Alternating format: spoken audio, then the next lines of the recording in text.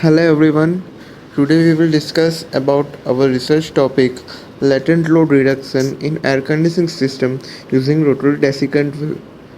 The author of this paper are I myself Karan Bhatia, Bhargav Vamwala and Hiral Patel. Our research is a step towards this direction. We have developed a theoretical model for a sustainable air conditioning system. Let us discuss the idea. Introduction. In a developing country like India, we have very many power shortages and energy crisis, especially during summer. It is very much serious problem in our country. Also, the demand for air conditioning system is also increasing very rapidly in these years. Even though today we have almost around 3% of houses in India have air conditioning system, but this demand is likely to increase manifold in coming years. Considering the demand, the climate, there is very much urgent need to develop and promote sustainable air conditioning system. The when the humidity or say the moisture of the atmosphere is very high, this moisture and humidity infiltrates in the refrigerated space, and this leads to increase of a latent load. In order to provide the air conditioning system for such refrigerated space, the load is taken by the normal cooling coil in a conventional system. The apparatus dew point temperature due to this goes below 0 degrees Celsius. It is to be noted that as the apparatus dew point temperature goes lower, the efficiency of the air conditioning system also decreases. So, for such system when there is high latent load, the efficiency of air conditioning system tends to decrease. In normal vapor compression system, ADP is less than 0 degrees Celsius system. Sometimes the air which is cool is also very cold. So this air cannot be directly circulated in the refrigerated space. To do this, they reheat this air, and some of the heating energy is provided. That is ultimately a loss of energy. Our idea is to develop a system where latent load and sensible load are separately handled by the air conditioning system. That is, latent load is handled by desiccant wheel and sensible load is handled by conventional air conditioning system. Desiccant system can be powered by gas heater or solar energy or any other waste energy, and the conventional system that can be anything like vapor absorption system or vapor compression system. Here in this study, we have concentrated on vapor compression system. First of all, let us understand the layout of our system. DW stands for desiccant wheel. Air conditioning system is shown by condenser and evaporator. IEC stands for indirect evaporative cooling. B stands for blower. Now the air from atmospheric state, that is shown by 0, enters the desiccant wheel. In the desiccant wheel, the moisture is absorbed by the desiccants, and at the same time heat of adsorption is released in the air. So as a result, the air become dry, but at the same time it become hotter. So this air is passed through indirect evaporative cooler. Now it is to be noted that the temperature of the air is more than the atmospheric conditions. So it is easily possible to cool the air by indirect evaporative cooling. The indirect evaporative cooler tries to bring the air temperature of the air close to the atmospheric condition, but we need to cool it more by the conventional air conditioning system. But here in this case, the conventional air conditioning system just need to cool it sensibly instead of removing the moisture from the air.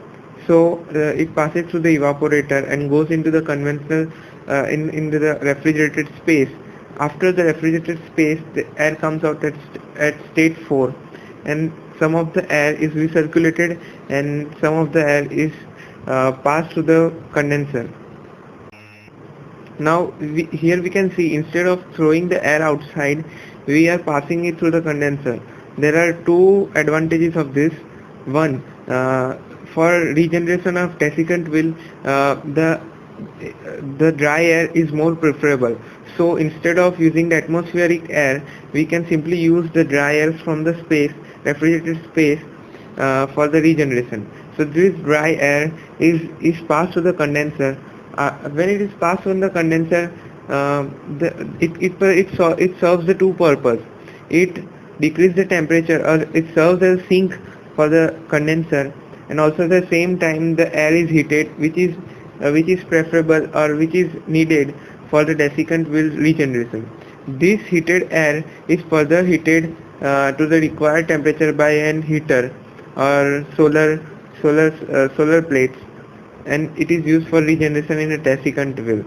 After the regeneration in a desiccant will, the moist air is released in the atmosphere. First of all, let us see the load calculation for a simple system with a given condition.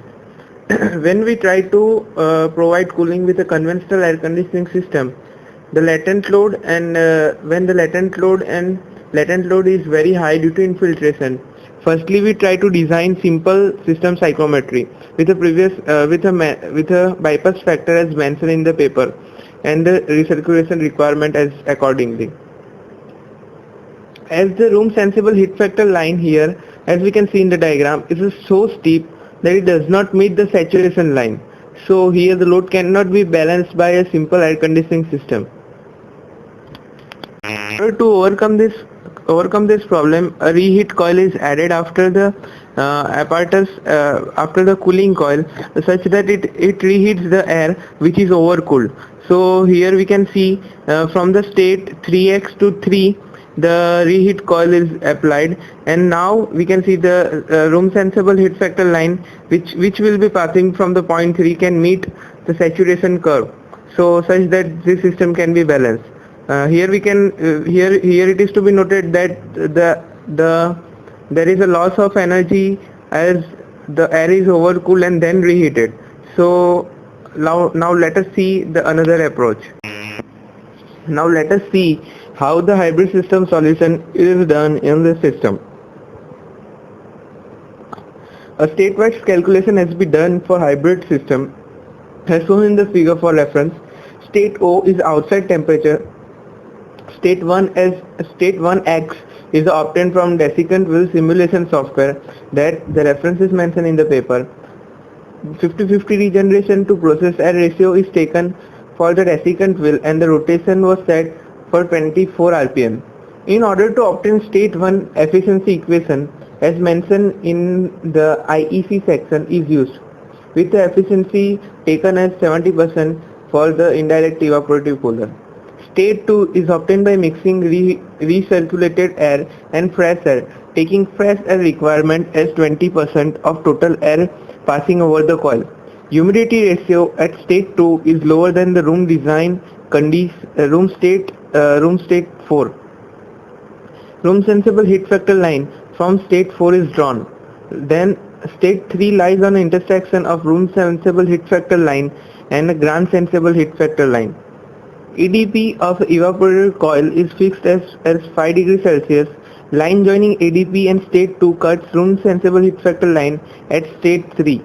By balancing load in the room, total air flow rate is obtained as 2.74 meter cube per second, and fresh air flow is obtained as 0.548 meter cube per second.